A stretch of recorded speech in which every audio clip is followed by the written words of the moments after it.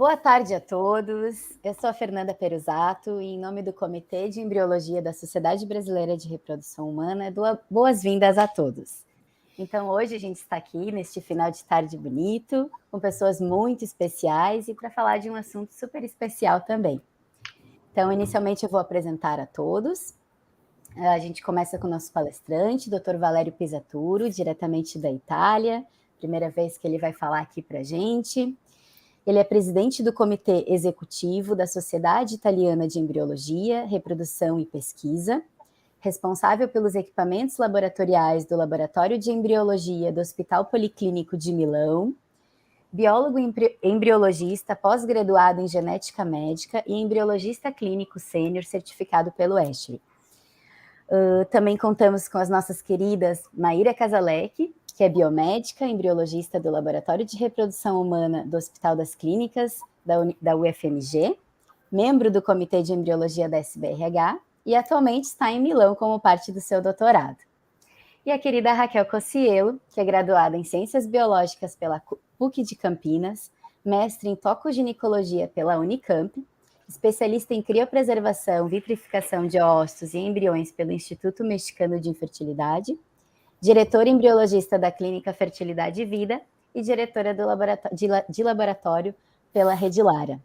Sejam todos muito bem-vindos, estamos muito felizes com a participação de vocês. Dr. Valerio, be welcome. It's a great honor to have you here.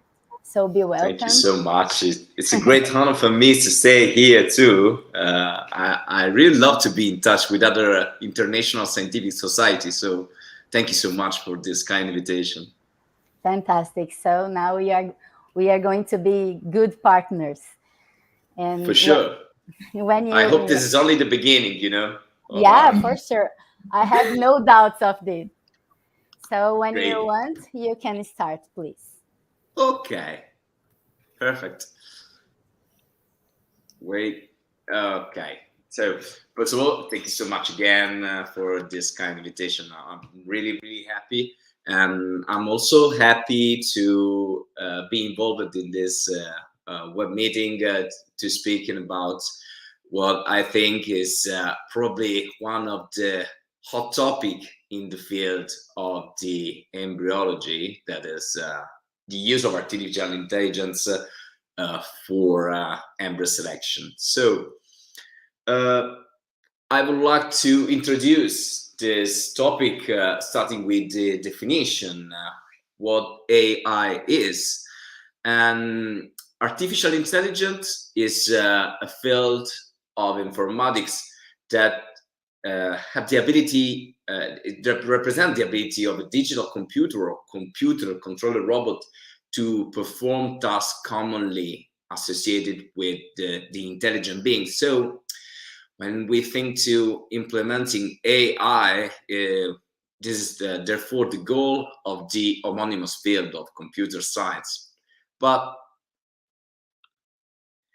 if we think of the application of the artificial intelligence, the application are increasing present in our lives. Let's think, for example, to self-driving cars or personal assistant, or for example, simply the spam filter of your email.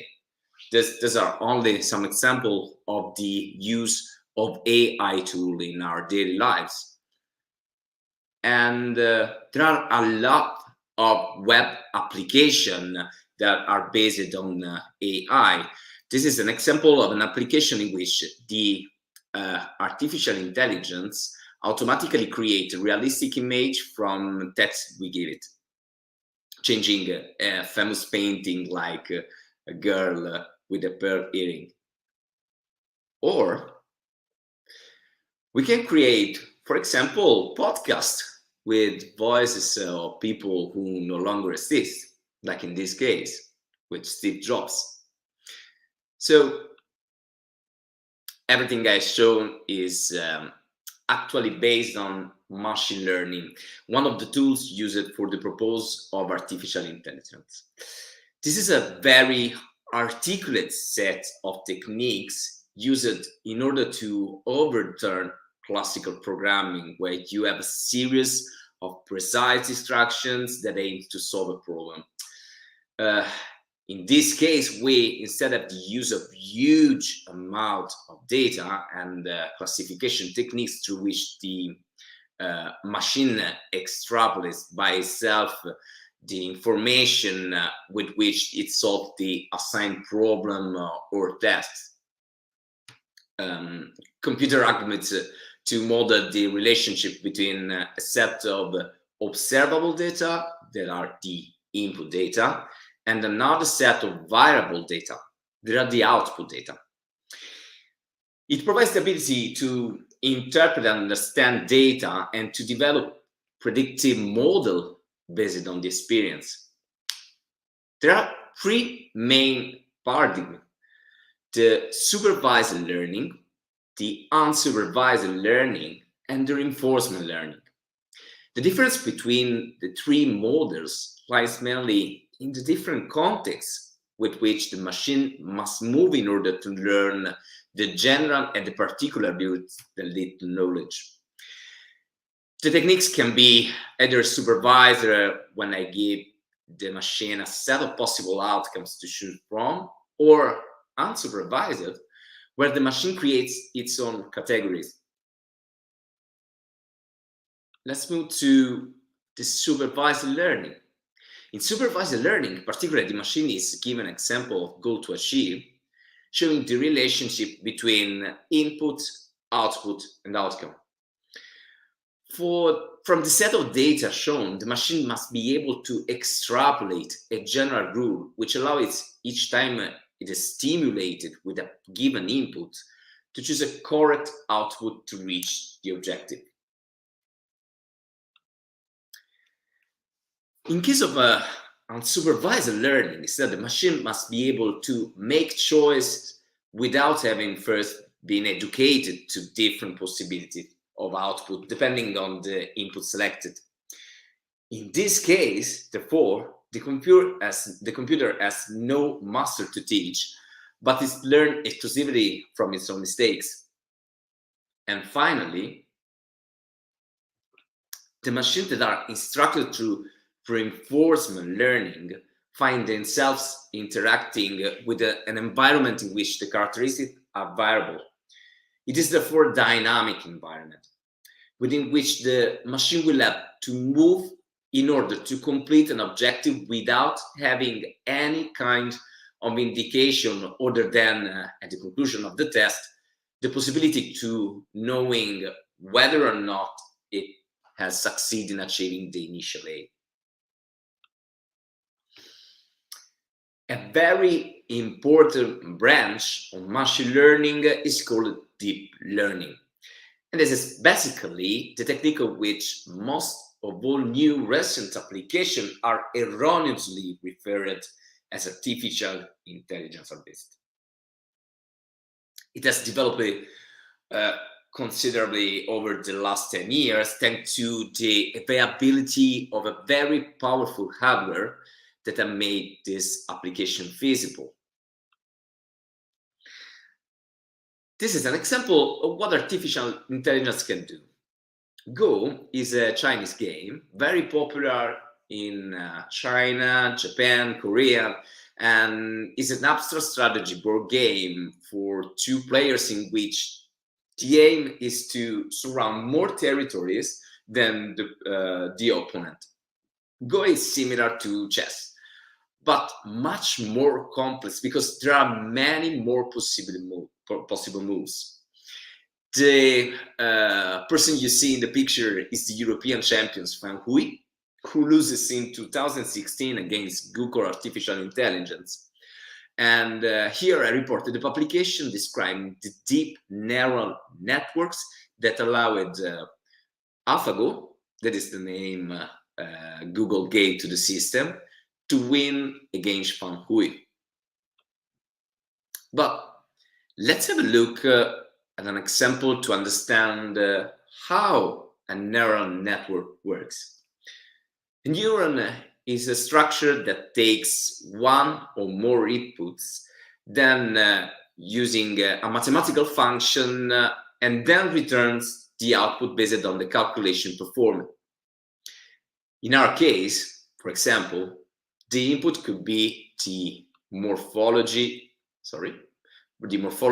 of the embryo, provided through a time-lapse system, for example, while the output we would like could be the pregnancy.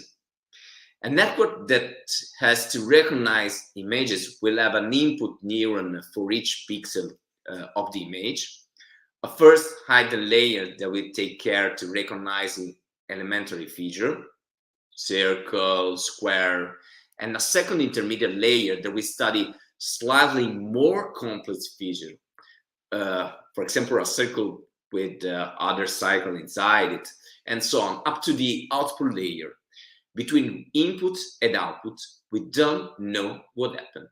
And this is called the black box. The computational capacity of the AI can lead to results that may seem magical, but in reality, it is simply the machine that has learned something that is simply unknown to us. As in this case, where they found that the AI could predict the patient race that is itself not in the initial importance. But they finding that AI can accurately predict self-reported rains even from corrupted, cropped, and noisy medical images, often when clinical experts cannot. And these are the 64 applications approved by the FDA in 2020. The list currently contains more or less 300 devices. And as you can see, most of the applications are in the fields of radiology, followed by cardiology and oncology. This is due to the fact that these fields rely heavily on analysis that provide us image like X-rays or ultrasound scan. Artificial intelligence works, in fact, very well on images, and these sectors already have a large amount of data. This application relies on image analysis, very precise data stream, or image or information improvement. And this is the almost exponential trend over the years of the device produced. The orange part of the histogram represents the prediction for 2022. And considering the distribution of the application is in the various healthcare sectors, if we wanted to picture what is the impact on our area, IVF is there.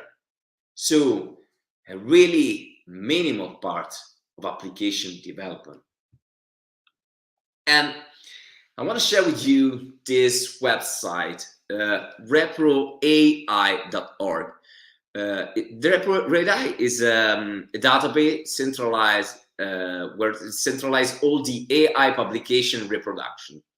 They emphasize how ethical, transparent data collection and sharing is of utmost importance, both of which will enable to use the high quality data efficiently. If you would like to visit the website, you can find it there.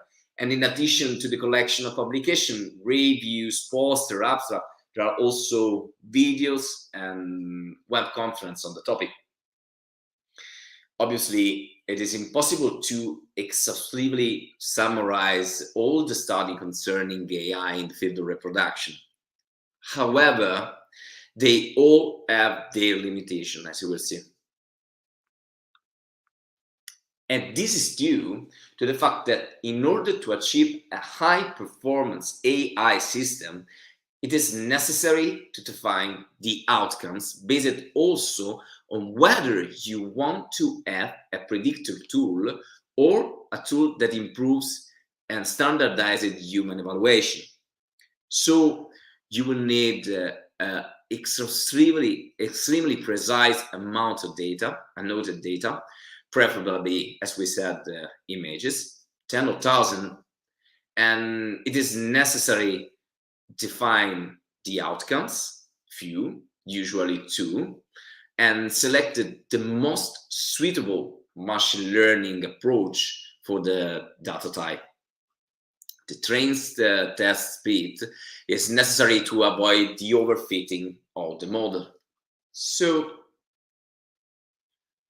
why using AI could be so important for us as embryologists?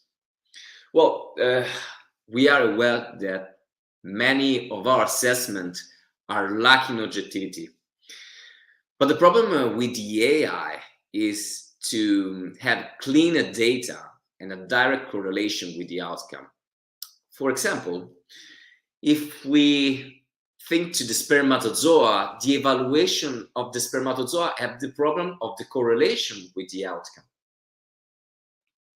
Although the use of spermatozoa is for sure very limited at the moment with the correlation with the AI, but in this publication, the authors develop a system to create images with a high degree of contrast without a chemical stain.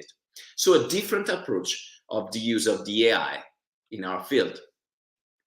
And the generative adversarial networks, this is the name of a deep learning framework, which allow a high contrast staining of the spermatosome.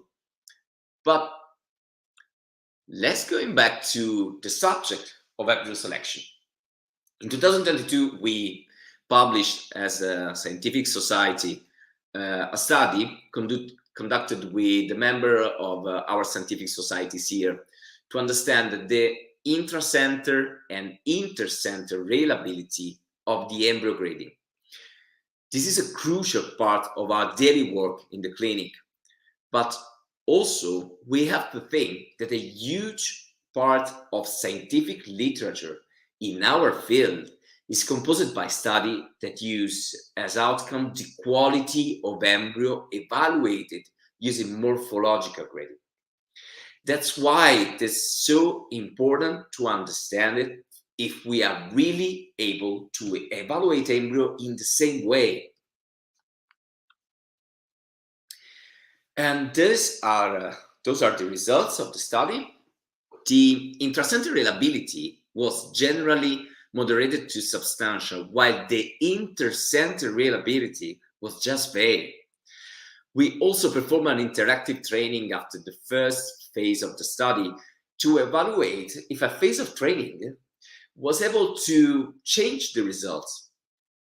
And what we found that is after this training, there was an improvement from fair to moderate, demonstrating that this workflow was deemed helpful.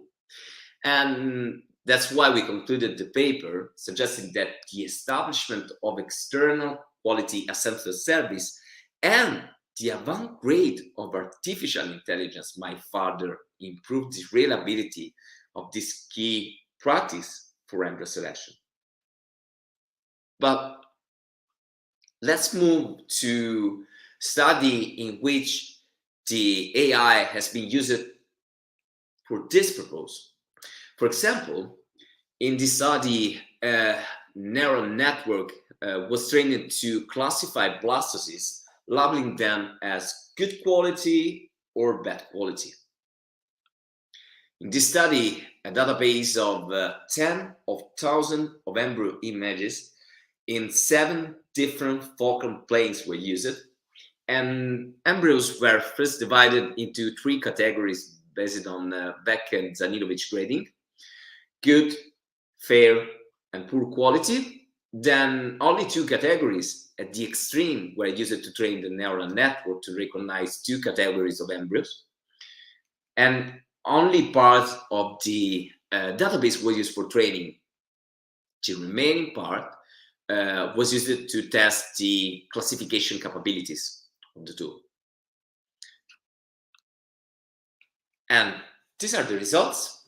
The results obtained from the labeling performed by 5 embryologists using Gardner grading with Storket were compared, and only 89 embryos were classified in the same way by all 5 embryologists. For the others, the evaluation, they used the majority.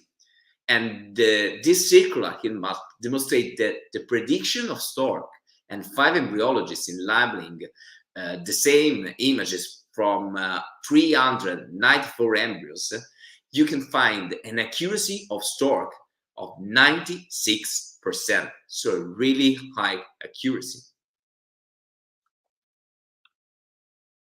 In another study, it was assessed the probability of pregnancy with fertile Earth from time-lapse video.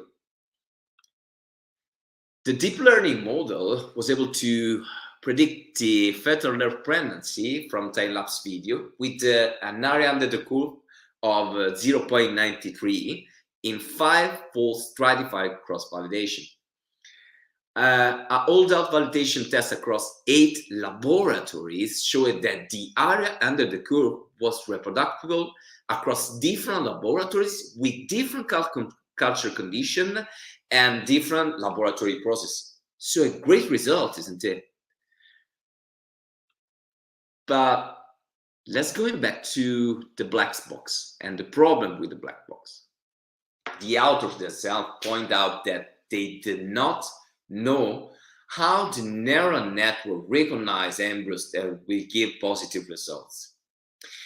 And another point about this paper, unfortunately, by looking at the population used in this database, it can be seen that in reality, the AI tool simply recognizes well the embryos that have not reached the blastocyst stage, because they have placed in them in the database. So this information obviously confounds the results. And this is another study focused on the prediction of the likelihood of having an neoploidy embryo. In this case, embryo images with associated clinical outcomes were provided by 10 different clinics. And they found an accuracy of the prediction of a neoploidy on a blind test dataset that was 65.3% with a sensitivity of 74.6%.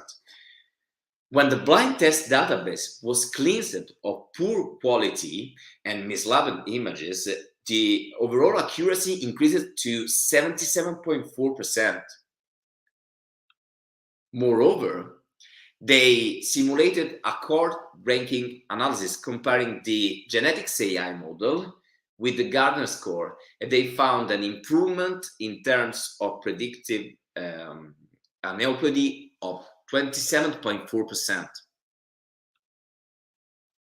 Whereas in this study, the use of AI was applied to understand if there was a correlation between spontaneous collapses and aneuploidies. Showing that the number of spontaneous collapses was significantly associated with lower aneuploidy rates, thus providing, for example, an additional element to prioritize an embryo for transfer. And also the same group published a study in which the AI was also used to automatically align for each embryo the time of blastulation, calculated in our post-insemination defined as the first frame of the video, in which the zona pellucida is half of the initial thickness. Obviously, the AI in this case was also used for grading the embryo. And they showed that they showed that slower blastocysts are of a worse quality based on the evaluation of both embryologists and artificial intelligence.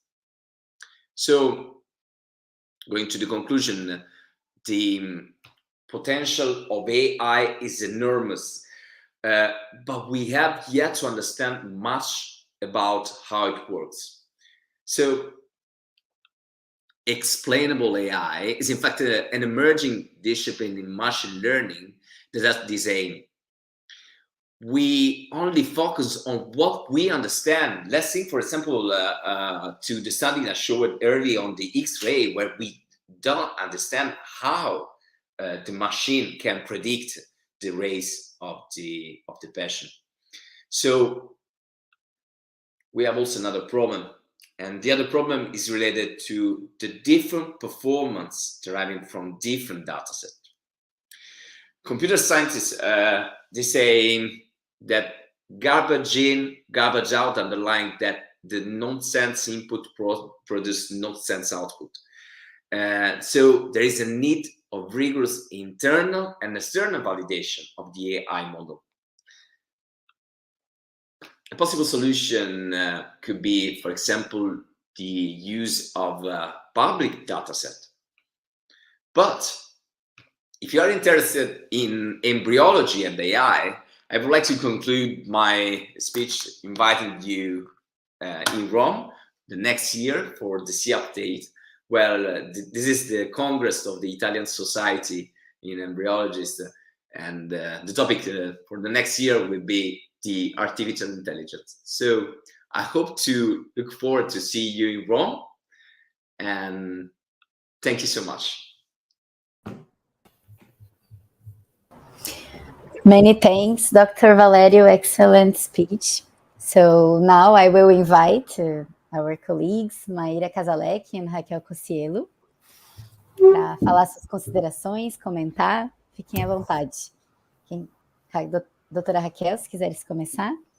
Obrigada, querida.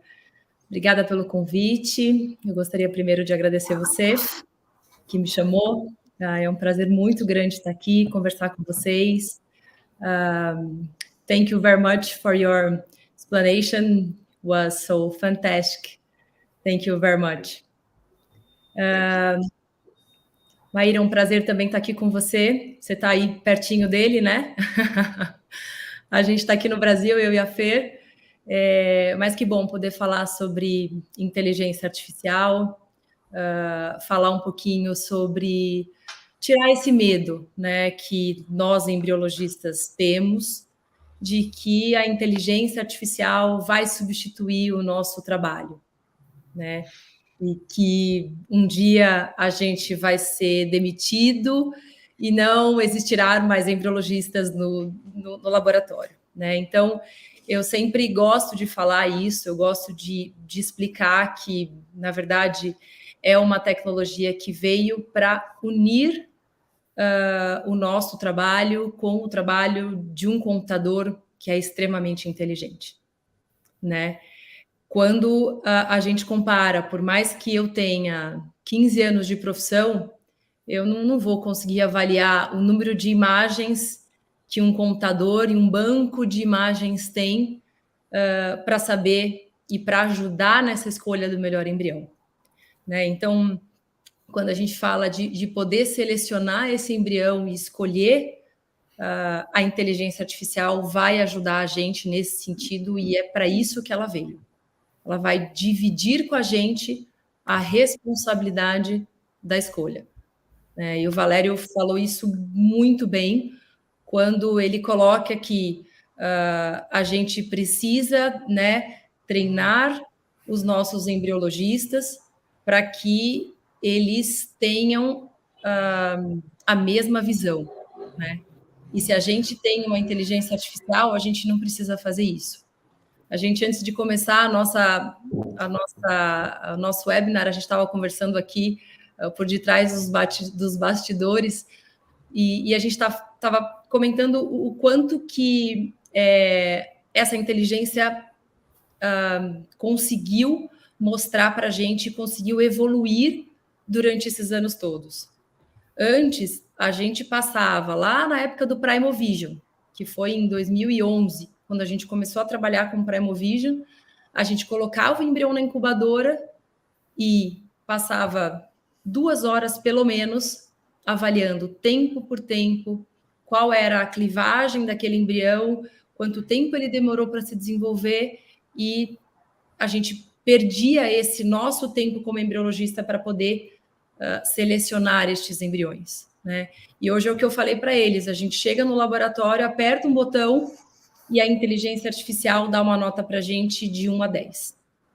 Tá? Então, o que a gente tem aprendido, nós particularmente temos o IDO Score, tá? Nós escolhemos esse software como tecnologia, né?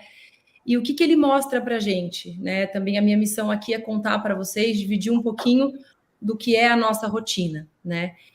E ele mostra para a gente que o embrião, ele tem uma nota que vai de 1 e uma nota que vai a 10. E essa nota, o que a gente tem visto com esses nossos 3 meses, 4 meses de uso? Que a morfologia do embrião, essa nota que a gente recebe e a euploidia deste blastocisto, ela pode e ela está e ela deve caminhar junta. Então, quando a gente chega no laboratório e a gente tem 5 blastocistos, um nota 8, um nota 7, nota 2, nota 1, nota meio, isso existe. A gente olha, poxa, nós embriologistas, nós também escolheríamos o embrião de nota maior para transferência, para biópsia, enfim, para o congelamento, e isso a máquina nos assegura. Então, do mesmo jeito que a gente consegue enxergar isso, a máquina mostra para a gente, né? E o que a gente tem visto? O melhor momento de manipular esse embrião, seja para biópsia, seja para congelamento, por exemplo. E mais do que isso, né? As pessoas me perguntam, e a gente também conversa aqui em fóruns, né, no Brasil, sobre também a substituição da biópsia nos casos em que a gente faz, e ao invés de fazer a biópsia embrionária, será que a gente não poderia só clicar no botão? E a gente sabe que existe uma acurácia aí de 80% de chance de acertar na escolha deste embrião em termos de euploidia. Será que essa biópsia invasiva não vai ter mais? Né? O que eu acredito muito? Que a inteligência artificial e a nossa análise não invasiva do embrião seja o futuro ou o presente, né? Talvez a gente precise crescer um pouquinho mais nessa análise do meio de cultura do embrião, mas eu acredito que tudo não invasivo e tudo mais seguro para o embrião, que é o cultivo com a inteligência artificial, eu acredito que é ela que, né, essas tecnologias somadas é que vão conseguir mostrar para a gente o que é o melhor, né? Algo que eu queria dividir com vocês, que é uma experiência nossa. A gente tem visto muitos embriões que têm uma nota 7, por exemplo, no 5º dia de desenvolvimento, e ele é um blastocisto 1. E ele não é um blastocisto pronto para biópsia. E aí eu deixo esse embrião para o dia seguinte. A hora que eu chego no laboratório, esse embrião tem nota 4. E aí vem aquela pergunta, será que eu devia ter biopsiado esse embrião no 5º dia? Ele tinha uma nota maior? Ou será que está certo eu esperar esse 5º dia, esse 6º dia de desenvolvimento, para eu poder olhar melhor esse embrião? Né? Será que a chance de sucesso de implantação na sobrevivência do congelamento, será que vai ser a mesma? Então, isso é algo que a gente tem discutido bastante, é algo que a gente tem aprendido, né? E eu acredito que esse também seja algo que a gente precisa muito considerar e ser humilde, né? E dizer, a inteligência artificial vai ensinar muito para a gente, né? Então, diante disso, eu queria fazer 2 perguntas. So, I will take 2 questions for you, Valerio. Which are the next steps do you believe in AI? For example, we know that we have so many studies of spermatozoa and ovarian stimulation protocols, for example. And do you believe in new things? Well, I believe that the possibility of the application of the AI are really high. There's a huge possibility of the application, and probably now we are focalizing with the embryo selection because we have the technology who can work directly with the AI. As I said before, you know, if you have images or time-lapse video, it works very well for this tool. But in my point of view, there are a lot of other applications that probably could be more useful for some aspect like the managing of the laboratory. So the organization, for example, I know that there are some new tools that are correlated with the electronic witnessing that can also optimize the organization of the laboratory. There are also some tools for the study of the stimulation for the gonadotropin doses used for the patient. But I'm thinking to what is our goal? You know, if we use, like we are doing in this way, the tools of the AI for the embryo selection, we probably will improve the time to pregnancy, but not the will not increase the outcome, you know, because we are only prioritizing an embryo to another. So I hope in the future, obviously we have to move our attention to other points, like the choice of the sperm, that probably could change, you know, the outcome of our technique, and also to understand some other biological aspects that up to now are not so clear. So I think that the use of the AI also in the field of research is really important. Yes, thank you. And another question is, do you believe in multicentric collaboration to make the deep learning faster? And for example, different softwares can work together. Do you believe in well, this? You know, I think yes, but we have to keep attention of the problem of the data.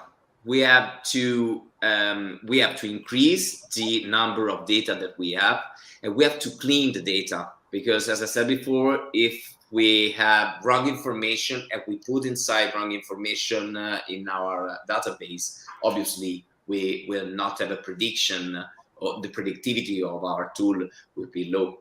So if we increase the number of data, probably we will have a dilution effect, but the way how we include this information in our database is important.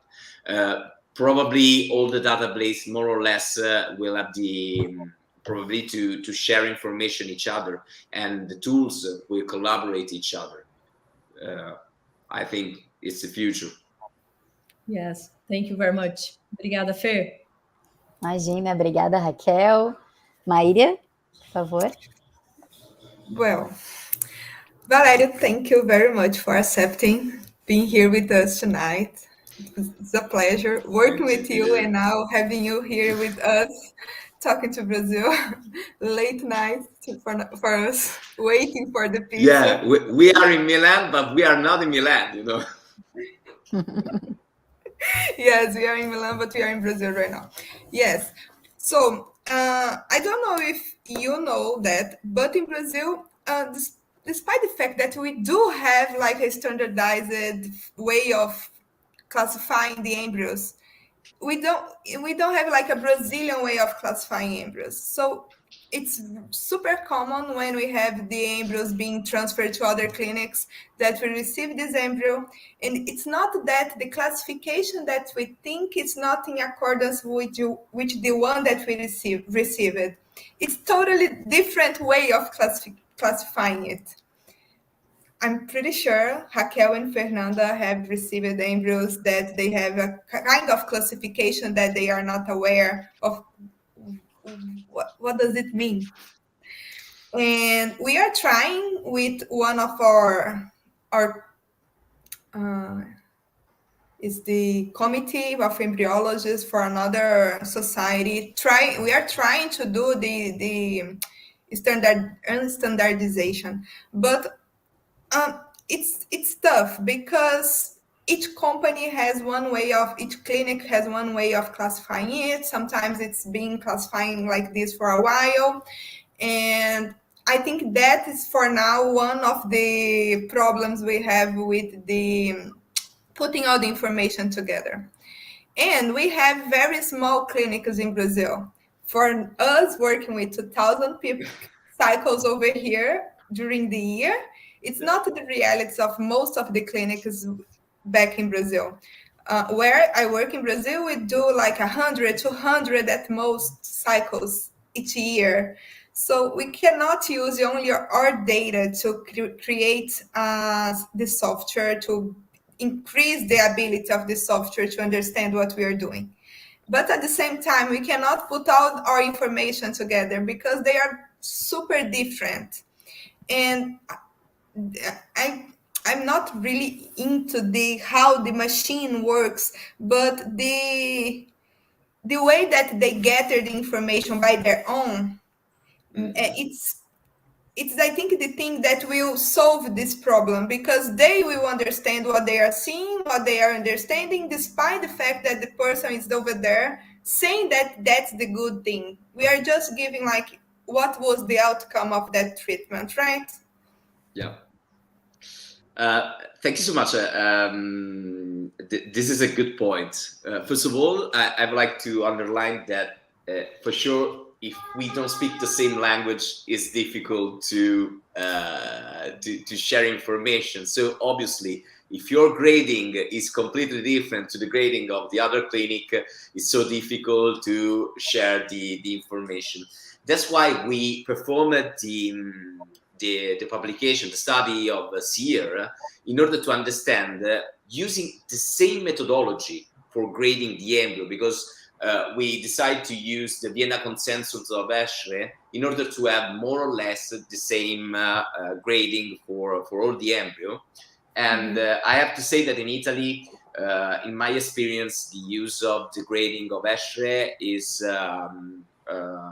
it's really used over the clinics for the blastocyst stage.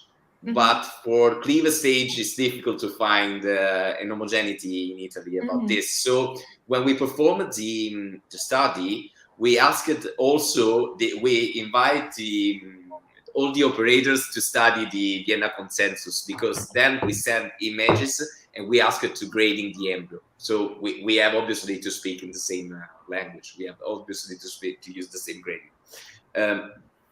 So and what we saw, also using the same grading, we found this huge variability over the clinics. But if we think to the use of the AI, probably this could not be a problem if you think in a division of good quality embryo and fair quality embryo. You have to think, if I put an image and then I use two extreme, good or not, and I'm asking to the machine what is good and what is not good for my point of view, and from the point of view of each other, then the machine work only on the image. And I'm saying to the machine which is good for me, which is not good for me. Obviously, what is good for me could be not good for you. That's why when you use machine learning and you try to generate this kind of tool, you generally use the extreme of the part, because it's so difficult in the grading when you have middle of the evaluation. You know, it's not a good quality, but it's not a bad quality. For the machine, it's difficult to understand it, and also it's difficult for us to understand. But for the machine, if you create these two differences, it could be also, obviously, it could be more clear and more easy to have an output. But this is related to the problem that we don't have a standardization of the evaluation of the embryo. That is the biggest problem for us. Yes, and we have pregnancies with bad embryos. We have babies that they are born even with like the ZZ embryos. So when you say to the machine that is a bad embryo, but it gives a pregnancy, it's not a bad embryo. In fact, it's only to prioritize, you know. I'm saying probably in order to reduce the time to pregnancy, I'm thinking, okay, this one could be good for me because the tool of AI says grading with the highest grade and say, okay, now I can transfer it. That's why I said before, I cannot change the outcome uses this kind of application of the AI. So what you're saying is, that's a polemic question that all the time we hear it, and I think we should state it. So you're saying that the use of this technology does not increase the live birth rate? Up to now, no. Up to Okay. now, no. But But in the future, it depends what are the information that we will give of course, and where we are going to. we are at least we are decreasing the time until we have a pregnancy. I believe At least, in this. yeah, at least that's the only thing that we can do, you know, because the only thing that we do is saying this probably could be employed or not. It's the same thing when you use a PGTA, you know. Yeah. It's the same things when you use That's PGTA. another discussion for another But webinar. the difference is with PGTA that you can have some aneuploidy that could be related, you know, also with some pathology. That's different. In this case, obviously, you will have only a chance to be employed, and then probably you would privatize it. We are pretty close to being able to define with higher specificity and sensibility if the embryo is employed or not with the artificial intelligence, right? In the SIERR this year, we had a lot of papers published by. And why are you laughing? The papers are a lot, but if you're going to check it, there are conflicting data. So it depends sometimes on the setting of the study. 60% of precision, right? Yeah, exactly. Yes, but we are on the way. It looks like we are on the way. That it won't be necessary to do biopsies, to do. Even the non-invasive biopsy might not be necessary if you have the artificial intelligence. Or maybe a mix of two technologies that are non-invasive. Probably the mixing. I think that probably the mixing could work. You know, it's the same things of the omics, proteomics, metabolomics. You know, the biological rationale of this technology was really high. If I'm thinking, you know, of the study of the oxygen metabolism of the embryo, for sure it's a good test for an embryo. But unfortunately, if you look at the meta-analysis, you saw that this kind of technology doesn't find any kind of improvements in terms of live birth rate or pregnancy rate. But this was probably related to the limitation of the machine. So we can say that probably mixing those technology could be the best strategy and could change the result that we have up to now. Valerio, so do you think in the future we are going to include this metabolic data to improve the answer that AI will give us and maybe to increase the outcomes rates? It could be a possibility for sure. And because you said, for example, that we have two classifications, the opposites, and so it's easy to us and to the machine to understand that, okay, this is really good and this is not good. But in the middle is the question, and it is the question for us as well. Sure. So do you think when we solve this middle, we are going to be better in between the softwares, because the difference between the softwares maybe is the cause because we are not the pattern. Well, you know, the other problem is that we probably the tool will resolve this problem, but the problem will be also to understand how it do it. So because we, a human, teach the machine. So exactly. if we have doubts, if we have questions, we are going to teach questions to the machines, right? But it's very interesting, this. Yeah, and that's the thing, that there is a lot of that we don't know. The machine might realize it before us, and then it will let us know that that is an important point, or there is no need to know that information. Yes, I don't understand how the machine really works. I don't have experience on it, but it's so hard to me to understand how the machine will give us first the information, because we need to teach the machine. So how at the beginning? At the beginning we have to teach the machine, because later the machine teach themselves. You know, there's an auto teaching. Right, it's fantastic. That's fun. Yes. Pessoal, alguém da plateia tem alguma dúvida? Alguém que está nos assistindo? Estamos com bastante pessoas, chegamos aí a 45 pessoas assistindo ao mesmo tempo. Alguém gostaria de perguntar? Ó, a doutora Inês agradeceu, parabenizou a todos. Está com saudades da Maira. Oh, Inês! People from the lab, Italians from our lab here in Brazil, they are watching us, Valerio. Really? I'm trying to bring her to Milan to see us for a while next semester. Let's see. Cool. Great. Doutora Raquel, alguma consideração a mais? Maira? No, I just talking about the time to pregnancy. I think this is the goal that we need to work. Yes, to make this time is not so long. Yes, so I believe that the AI, it's a very, very big technology that can do this for help us to make the certain tools. I believe in this. Yeah, me too. You know what? We need standardization.